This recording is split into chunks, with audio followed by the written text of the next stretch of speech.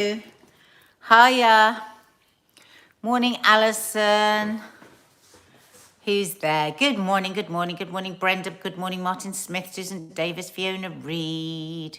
Let's pray to God that I have a relatively drama-free live with you.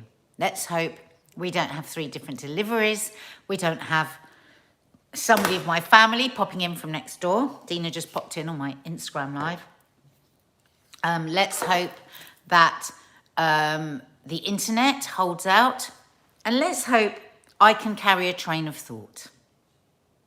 So there's quite a lot we got to hope for this to be any damn good. Morning, Fiona. Morning, Ellen. Morning, Joyce. Morning, Stuart, Shelley, Sharalu, Dawn Clarico, Bella, Sarah, Sally, Margaret, Paul, Creatorholic, Holly Rocker, Tracy 8, Kerry J, Ellery Jones, Leanne, Natasha Tiramos, Denise Nelson, Steph Schultz, Pauline Mulvey, Carly Della Nixon, Georgia P, Tracy Gates, Brenda. Hello, everybody. Yeah, Mark is fine. He's got a meeting in town today.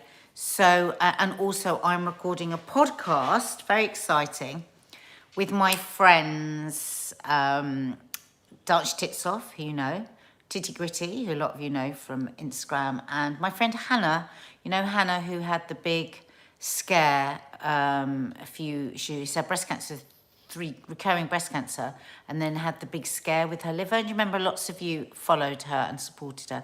So we're recording a podcast this morning, a pilot, and we're really excited. So Mark has escaped the house for his meeting, and I think for the duration of the podcast. So it's a very girly house today. Lots of girls here. Maddie's just there waving. So good morning, good morning, good morning, good morning, John Dobbins. Good morning, Pauline Mulvaney. Morning, Jacqueline Frost, April Hill, Reem, Daniel Smith, Della Nixon. Della Nixon, how is the 16/8 going? It's going really well. And I'm going to do a film on it to share with you. I can't decide. What would you prefer? A weekly film, or do you want a film of the entire thing at the end, telling you how it went? What do you think? Hello, Minky Moo. Hello, Sarah Downs. Hello, Jeanette Swift. Hello, Teresa A. Hello, Creatorholic. Hello, Marie Reynolds, Gemma Dixon, Deb Jones, Billy, Stuart G, Gabrielle, Kelly Wright. A weekly film, says Tracy B. Both, weekly and then a sum up at the end, maybe. Okay. I did the 16/8, lost 5 kilos in a day. Oh my God. Right, the thing is with the 16/8, well, I'm going to do a film with it. I'll do a film with it. I won't tell you now. I'm going to do a film because it needs a proper explanation. Right. Sorry, I look really rough today, don't I? You know what? I love my hair colour. I just did my hair colour. So nice, and it feels so nice. But you know whenever you've just dyed it, because I had to comb it, it's a bit flat. But hello, hello, hello, hello. Oh my God. Right, what story should we do first today? The Nicki Minaj, I'm still processing it. I need a bit of time to actually work it out. So let's go to Nicki Minaj a bit later so I can still get my brain around it. It's so nuts. And of course, PM, we don't like to say his name, Piers Morgan, has now got involved. And that's because any story that's trending, he attaches himself to it, doesn't it? So he can be spoken about. Has everybody read the Nicki Minaj story? Have you listened to the recording of Nicki Minaj? I mean, batshit or what? But yeah, so we'll go to that after. Who joined us for wine o'clock last night? Because we did a bit of a chat after the briefing, and I just wondered what people were feeling about it today. Plan A, Plan B. So Plan A seems to be about really about fully relying on vaccines. I couldn't believe how many times they said that. I mean, it was almost like a brainwashing thing, the vaccines, the vaccines, the vaccines. I feel, with everything they were saying yesterday, you know, when you think about the fact that nearly every winter, the NHS just misses being overwhelmed, just misses, because of flu deaths and all sorts of other things that come in the winter. All respiratory diseases, of course, increase around winter.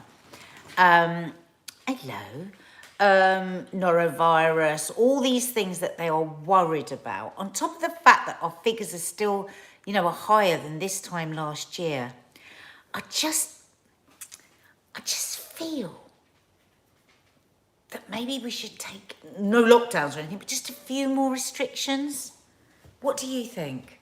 I mean, if we definitely know that every year the NHS is almost overwhelmed, what do you think? Oh, I'm so sick of it too. I'm so sick of it, Heather. And we're not going to talk about it all the way through this live, that's for sure. So it seems to be plan A is giving us all a booster, anyone over 50 and anyone with compromised immune systems, and vaccinating 12 to 15-year-olds. I'm still not sure what the 12 to 15-year-old vaccination means. Now, you hear different things from different people. I've heard from some doctors that if you don't vaccinate them, then that's where mutations can happen in children, even though they're not very sick. We were told that, you know, that vaccination stops transmission.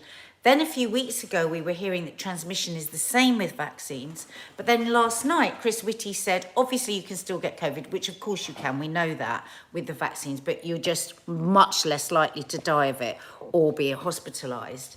But he said last night that though you can still have transmission with the vaccine, it's nowhere near as high. So I'm really confused on that. I'm still confused on that. And Mark and I tried to look around a bit on it, and we couldn't get a definitive answer on it. So that's the thing that I'm still a bit confused about and still unsure about. Because I think it would lean me more towards saying yes to the vaccine if it was about with Kiki, if I knew that it massively reduces transmission if kids are vaccinated. But if it doesn't, I'm pretty sure she's had it. I just feel a bit reluctant to give it to her. Plan B wasn't very clear, really, was it? Plan B seems to be that it could be anything, but they didn't say that directly. You know, winter is coming, we don't know. And to be fair, how can they know? Winter is coming and we've got no idea how this is going to kick off. But, you know, Valence was saying, you know, what we've learned is we have to go harder, earlier, stronger. That's what they've learned from the pandemic so far. The mistakes they've made along the line have been to wait a little too long. Things have got out of hand, But it seemed, though they are not saying this at all, they are not talking about lockdowns. They say there are no lockdowns on the horizon. But what they will do with Plan B is go back to mandatory masks, possibly. They will go back to maybe asking some people to work at home, improving ventilation. So it doesn't seem that much, does it? Obviously, that's the bare minimum. I mean, I love John Van Tam. Oh my God, on Nick Ferrari today, he read out a whole load of John Van Tam's best analogies. Here we go. Oh my God, it was really making me laugh. He's brilliant at these. So here are some of the ones he's done so far. So,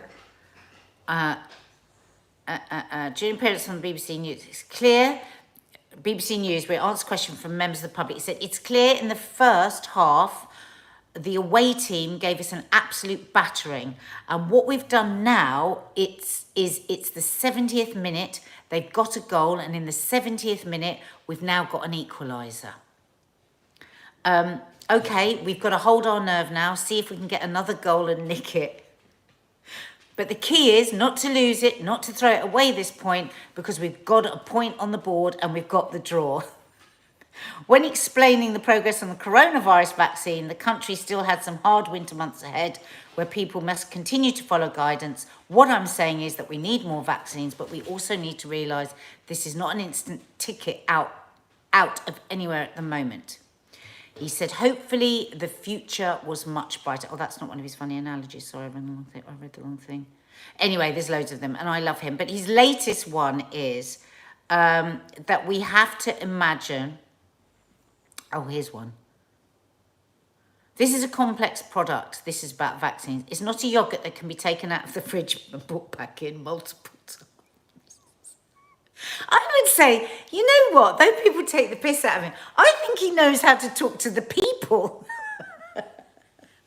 He knows how to get it across. And anyway, his analogy yesterday was, you know, if I don't know how many of you go camping, but if you go out camping, if you know about camping and you go out and you know there's a storm on the horizon, it could batter the arse out of you at some point in the night. What you want to do is get your tent, I'm paraphrasing obviously, securely fastened, extra, what are those extra ropes called that you put in? Tie ropes? The extra ones. Basically you want to be secure so that when you go camping, Stuart, you know all about camping, so that when that storm hits, you're not going to get soaking wet right through.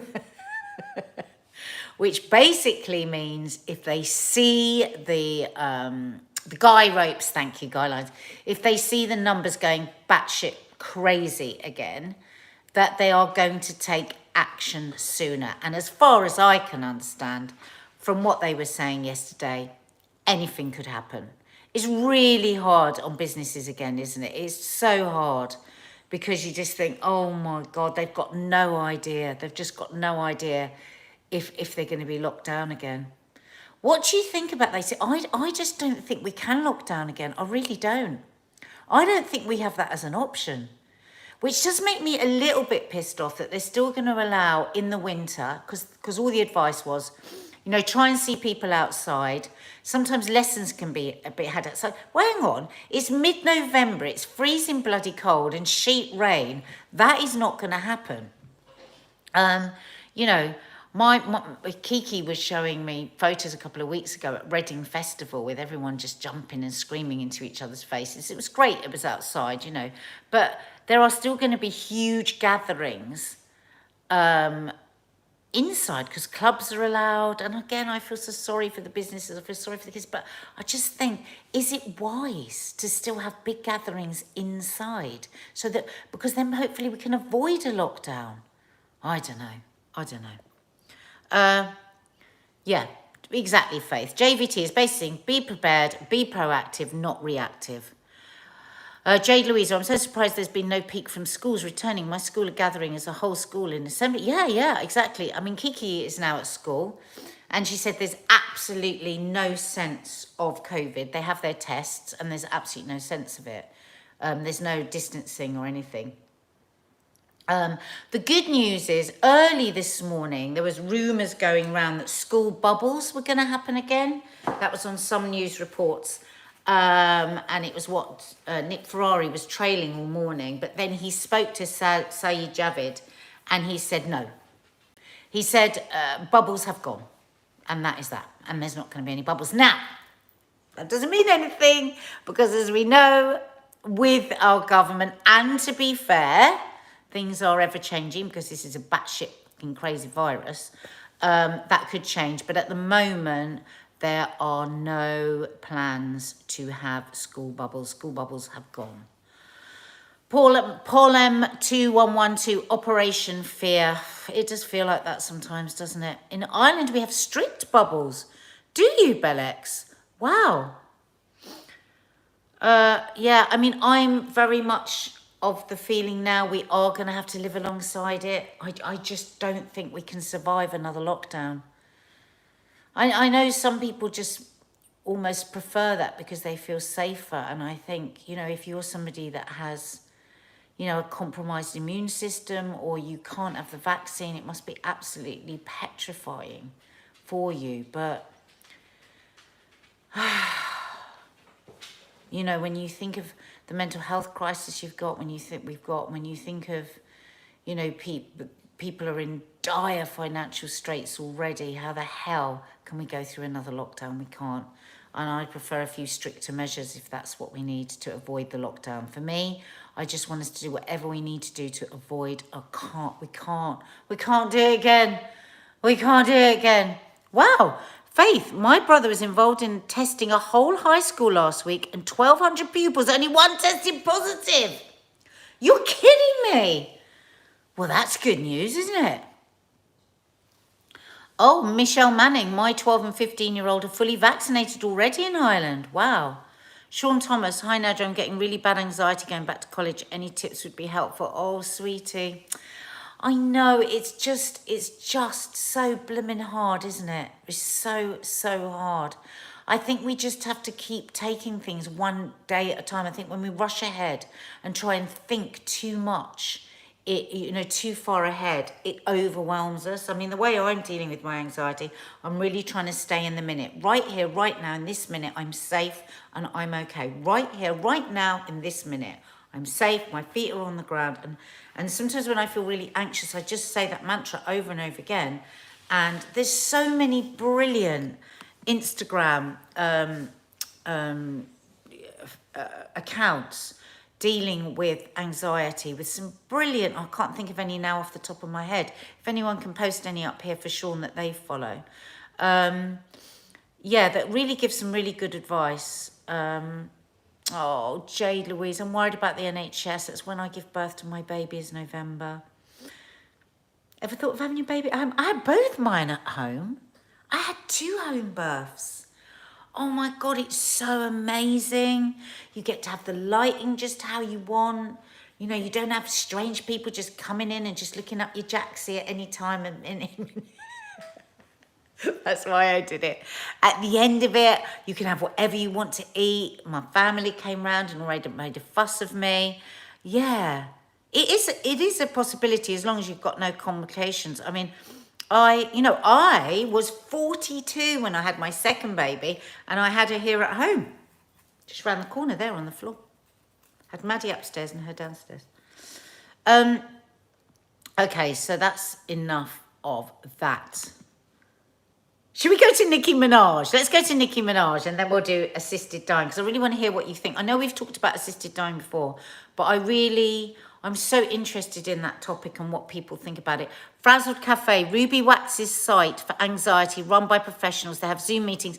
Thank you, Creatorholic. That is such a good idea. And in fact, I'm actually booked in. I'm going to go to one of those meetings. They do Zoom meetings, totally free. And yeah, but her book, I'm reading her book at the moment, Mindfulness Workbook. I can't recommend it highly enough. It's so fantastic.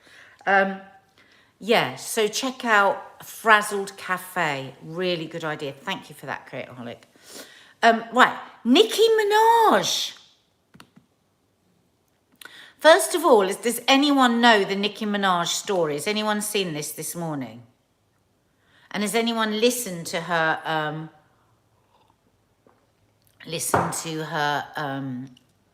recording? Now, I don't know much about Nicki Minaj. No. Oh, no one's heard the recording.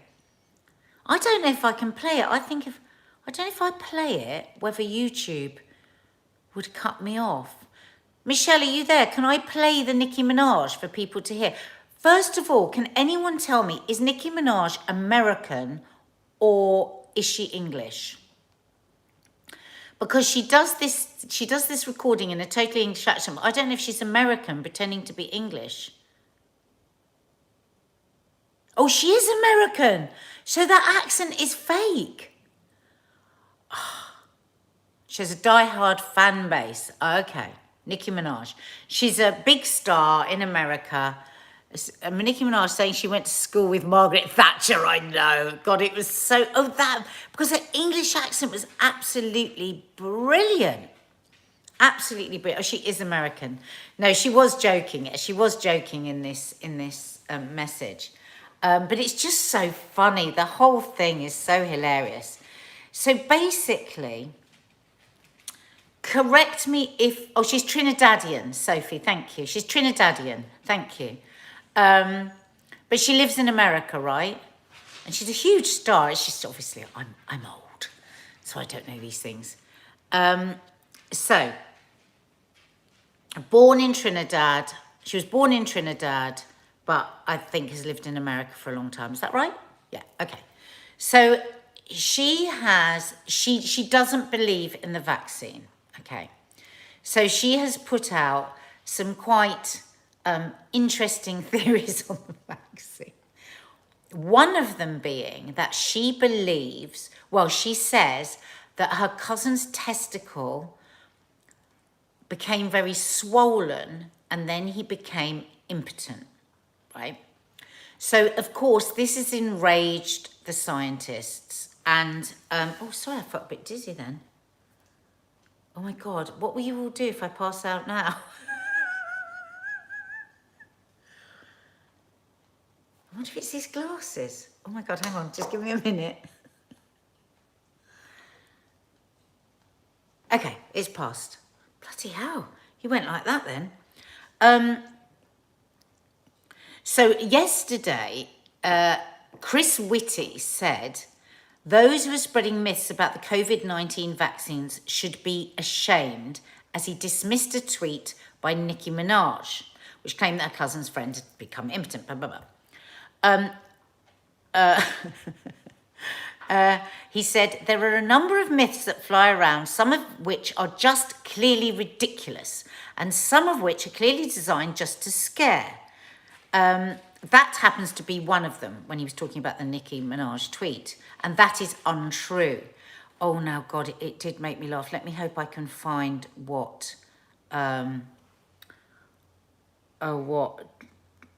Boris Johnson said. Boris Johnson then said, oh, is it not on this bloody article? That's not very good, is it? And I'm looking at The Guardian. So, and again, I'm paraphrasing. Boris Johnson said, oh, here it is, that he wasn't as familiar as he should be with Nicki Minaj's work, but he was very familiar with the work of Dr. Nikki Kanani, who has briefed the UK on the pandemic in the past and has urged everyone to get vaccinated, which I did think it was really funny. So yesterday, I'm just going to play this. I don't know whether I'm allowed or not. Nicki posted this, Nicki Minaj. Oh, God. Hang on. Bloody advert. Bear with me. Oh, this is where I miss Mark. Okay, bloody ad. Okay, right. No, not this bit. We want Nicki. Where's Nicki? Oh, that's not her anyway. Oh, okay, can't find it. So basically, Nicki Minaj posts this.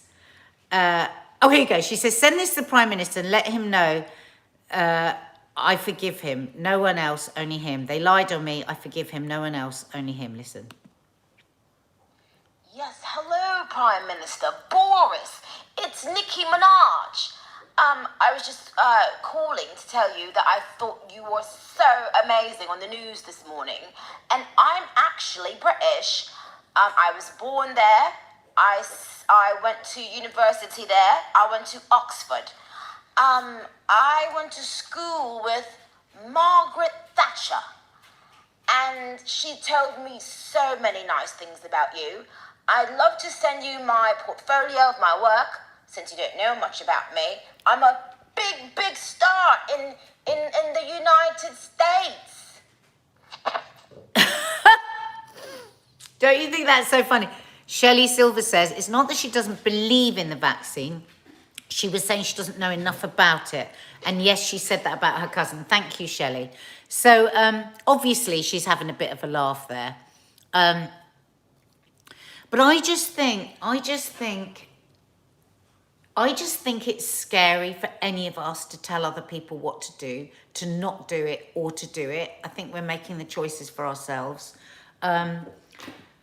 you know, as I've said to you guys before, there are a number of people in my life that I really worry about that haven't had the vaccine. I really, really worry about them, and I'm not. I really had to wrestle with myself to have the vaccine because I've always followed a holistic life. But I do think for me and for the world, it feels right because I feel like I want to take that responsibility for everyone and for the people that I work with and the elderly people that I talk to and all that. That's why I've taken the vaccine. But I would never want to say to anyone, do not take that vaccine, or scare people into not taking it, or scare people into taking it. I just don't think that's right. I think it's great that the scientists keep telling us the facts. The only trouble is the facts vary so often, which doesn't help any of us. And I just think it's dangerous for people to put out, you know, things that are going to put people off. You know, as we see quite often now, people, you know, who were very against it, that were fit and healthy, that end up in dire straits. But actually, yeah. I just found it extraordinary that both Boris and Whitty ended up being drawn into a situation, a discussion around Nicki Minaj's cousin's swollen testicle. Okay, so let's talk about, how are you all, by the way? How are you? I've only got a few minutes, so I just want to say, how are you all? If you're new to the channel, guys, can you hit the like button just underneath me? I can't see how many there is, but we like to get it to at least 200 if you could, if you've liked spending time with me.